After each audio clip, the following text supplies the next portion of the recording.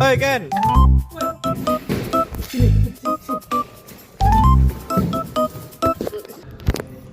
Halo guys,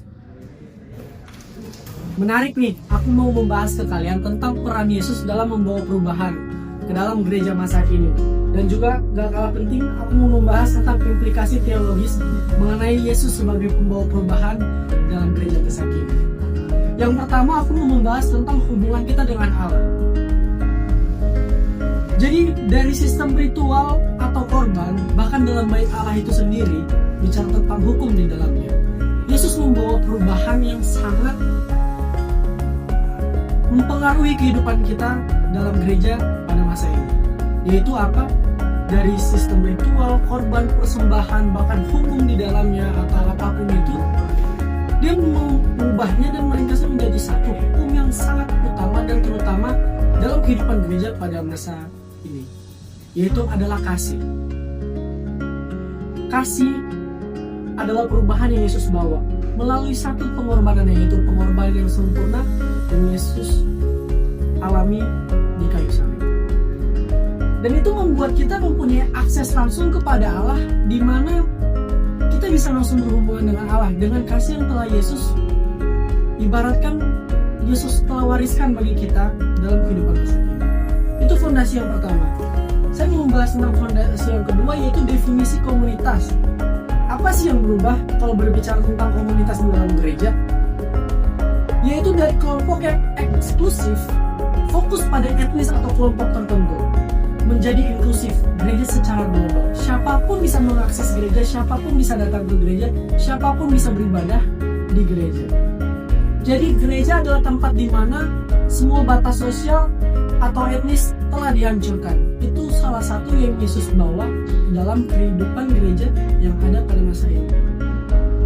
Jadi aku akan lanjutkan ke fondasi nomor 3, yaitu bicara tentang model kepemimpinan. Apa sih yang berubah dari model kepemimpinan gereja sebelum Yesus datang dan gereja sesudah Yesus datang? Yesus membawa perubahan dari otoritas menindas atau menguasai menjadi pelayan hamba. Yesus sebagai teladan di mana dia menjadi pemimpin dari suatu gereja dengan sempurna, teman-teman. Jadi setiap orang percaya adalah pelayanan yang diberdayakan oleh Roh Kudus. Kita bisa belajar dari Yesus sebagai pemimpin, dia membasuh kaki murid-muridnya dan hal-hal lainnya yang dilakukan dengan kerendahan hati. Ia adalah contoh pemimpin yang sempurna dan harus diteladani oleh setiap pemimpin yang ada di gereja masa kini. Aku mau membahas tentang aplikasi teologinya dalam kehidupan sehari-hari mengenai Yesus membawa perubahan bagi gereja masa kini. Kita berbicara dari fondasi yang sudah saya jelaskan tadi, yaitu 3 fondasi. Pertama, kita akan berbicara tentang kasih, teman-teman. Karena anugerah, kita hidup dengan identitas yang aman dan bebas dari kecemasan mengenai keselamatan kita nanti. Tapi teman-teman harus tahu, nilai kita tidak ditentukan oleh kehidupan kita di dunia ini, melainkan oleh Kristus itu sendiri. Jadi ketika kita menghidupi apa yang harus kita hidupi untuk menggapai keselamatan itu, kita harus sungguh-sungguh dalam menjalani kehidupan ini.